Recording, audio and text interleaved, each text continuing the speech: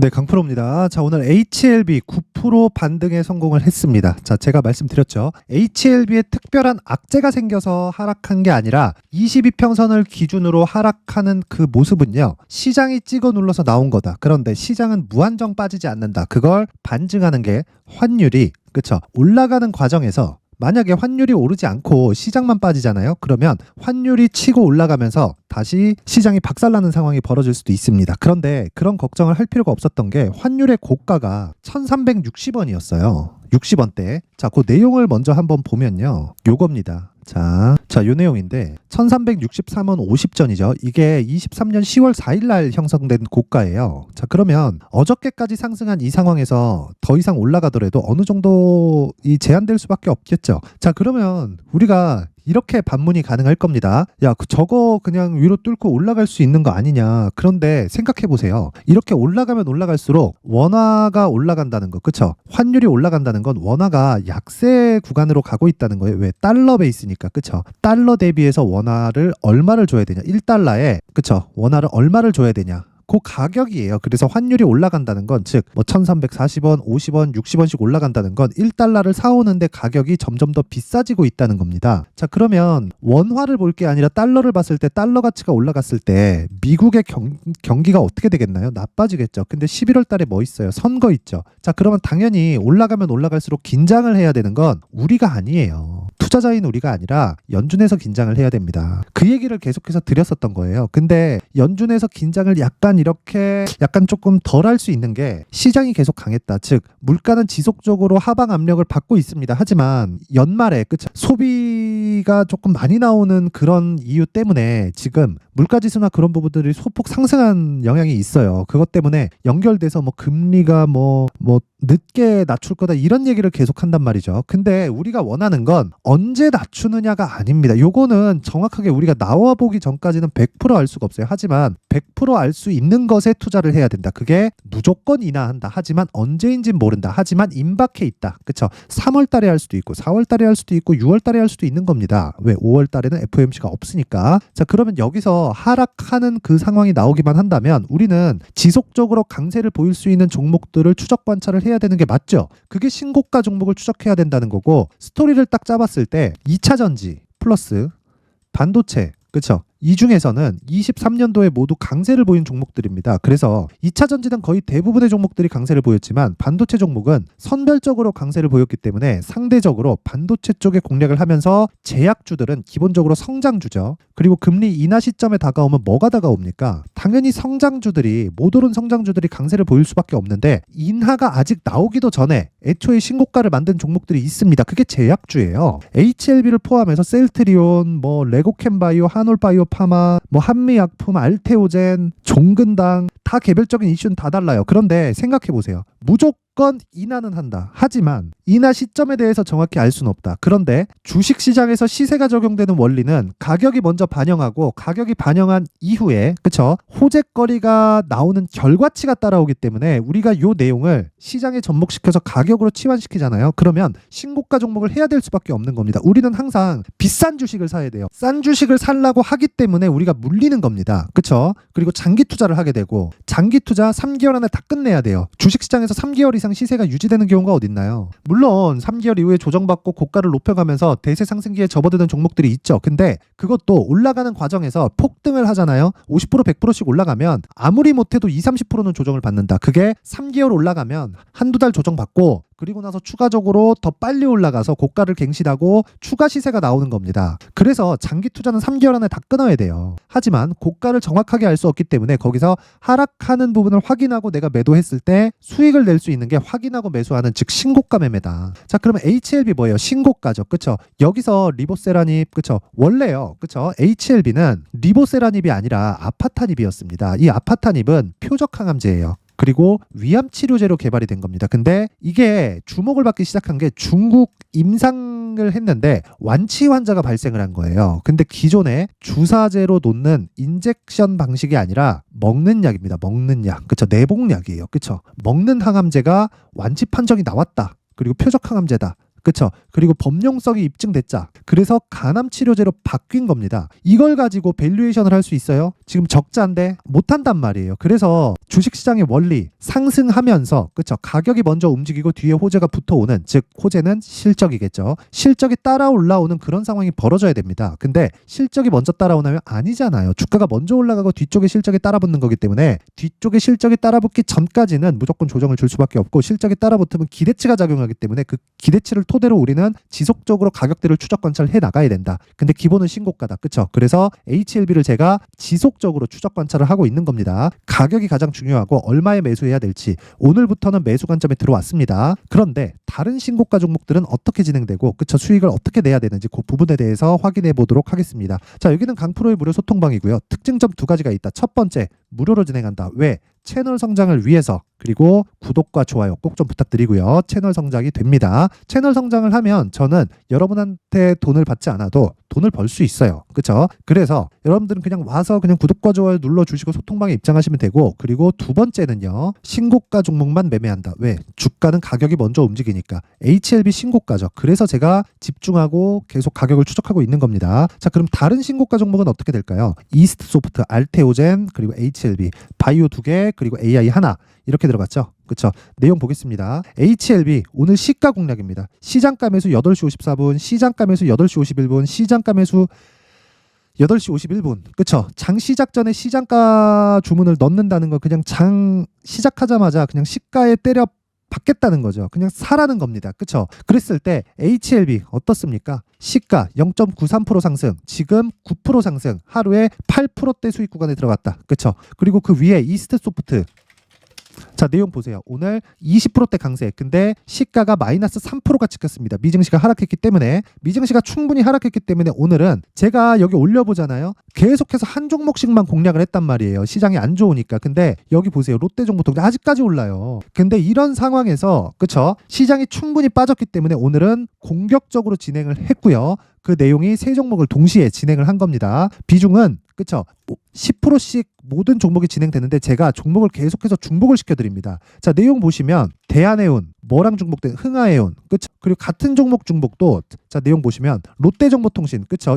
있죠? 시장가 8시 54분, 그리고 쭉 올려보잖아요. 자, 여기 1월 12일 롯데정보통신, 흥하해운, 그리고 아까 전에 있죠? 대한해운, 그쵸? 이런 식으로 종목이 계속 중복된단 말이에요. 시장이 빠지는 과정에서도 오늘 이스트소프트 20%대 수익, 그쵸? 그리고 롯데정보통신, 자, 보세요. 오늘도 상승한다. 오늘도 1월 12일 이날부터 공략을 했어요. 39,500. 아니, 시장이 급락하는 과정에서도 무조건 수익을 볼 수 있는 상황을 만들려면 신고가에 대해서 이해를 해야 되는 이유가 이것 때문에 그렇습니다. 가격이 먼저 반영을 하니까. 자, 내가 막 자꾸 매매하는 과정에서 자꾸 막 가격을 못 잡고 주도주를 하고 싶은데 잘 모르겠다 하시는 분들은요, 이번 기회에 소통방으로 들어오세요. 제가 1월까지 입장 이벤트를 하고 있습니다. 대신에 무료로 진행을 하는 건 맞는데 대신에 구독과 좋아요 꼭 좀 부탁드리고요. 상단에 있는 전화번호로 참여라고 문자를 보내주시면 제가 소통방 입장 링크를 순차적으로 공유를 해드리도록 하겠습니다. 자, 신년 이벤트 하나 더 나가는데 제가 계속해서 신고가에 대해서 강조를 드린 만큼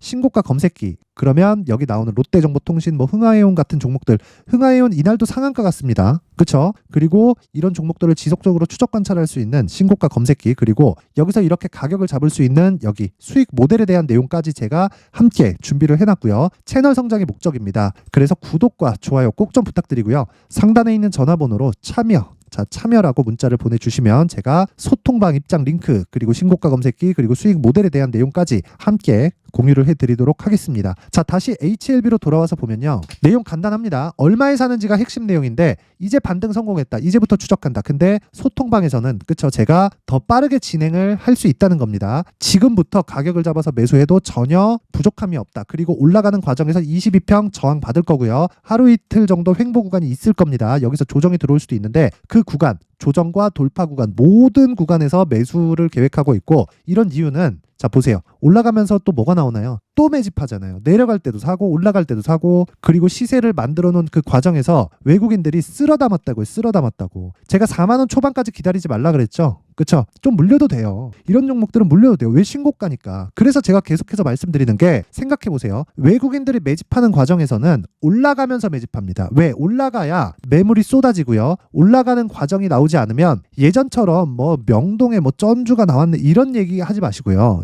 요즘엔 다 펀드 자금이 들어와서 종목들을 핸들링합니다. 그러면 얘네들 손절할 수 있는 로스컷 비중까지 다 적어놔야 돼요. 그러면 그 과정에서 시세가 없는 구간에서 내가, 그쵸? 이런 구간이에요. 이런 구간에서 매집하다가 그냥 주가 밀려버리면 어떻게 될 건데, 그쵸? 얘네들 잘려요. 책상 빼야 됩니다. 그래서 과거와 같은 주가 그런 움직임이 나오는 게 아니라 올라가는 과정에서 더 가파르게 상승하는 그런 상황이 벌어진 겁니다. 빨리 수익 보고 빨리 빠지려고. 그러려면 뭐 해야 돼요? 가격을 잘 잡아야 돼요. 그쵸? 그래서 그 내용을요, 제가 HLB의 가격 그리고 단기 보유 전략으로 준비를 해놓은 겁니다. 단기 보유 전략은 아까 전에 제가 말씀드렸죠. 소통박에서 진행했던 것과 같이 2주 안에 수익을 보고 나오거나 최소한 내가 손실을 보지 않을 수 있는 상황을 만들어 놔야 됩니다. 그러려면 가격에 대해서 디테일하게, 그쵸? 디테일한 가격대를 잡아야 되고, 그 내용을요, 제가 20페이지에 걸쳐서 아주 상세하게 준비를 해놨는데, 요 내용도요, 다시 말씀드리지만 신고가를 기반해서 제가 이야기를 해놓은 거고요. 영상에서 이야기를 드리잖아요. 20페이지에 달하는 물량을 영상에서 풀기 시작하면 제가 진짜 거의 한 2시간, 3시간 정도 이야기 계속해야 되고 편집 시간 하루 종일 걸립니다.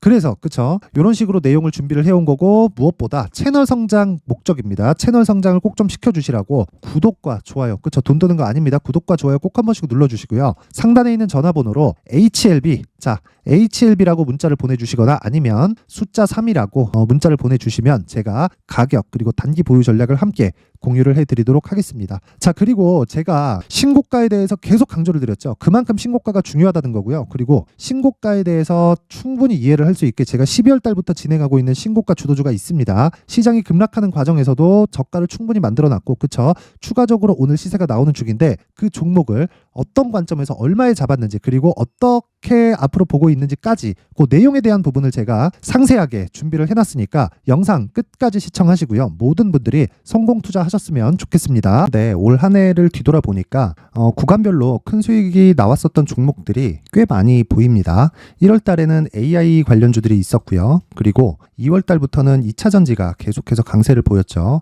자, 그리고 나서 3월 달이 되니까 AI 반도체 관련주들이 신고가를 만들면서 5월 달부터 시세를 큰 폭으로 냈죠. 저가부터 따진다면 한미반도체와 같은 종목들도 올 한 해 6배 정도의 시세가 나왔습니다. 혹시라도 올해 수익을 보지 못하신 분들이 있다면요, 어떻게 시세가 움직이는지 반드시 익혀 놓으셔야 되고요. 만약에 그런 부분이 아직 준비가 되어 있지 않다면 어중간한 종목들 사고팔고 하지 마시고요. 딱 한 종목에 비중을 제대로 넣어서 확실하게 수익을 보는 방법이 필요합니다. 자, 그래서 제가 23년 12월 달 강프로의 대시세 종목을 준비를 해왔고요. 이 종목은 대기업을 상대로 안정적인 매출 구조를 갖추고 있는 데다가 이 규모가 40%를 넘나들고요. 호황기 때는 50%를 넘나드는 역대급인 이익 구조를 갖추고 있어서 대체 불가능한 기업이라고 보셔야 됩니다. 자, 지금 현재 주요 거래처는요, 삼성전자, 인텔, 하이닉스, TSMC, 엔비디아까지 모든 반도체 업체를 고객사로 확보하고 있는 상황이고요.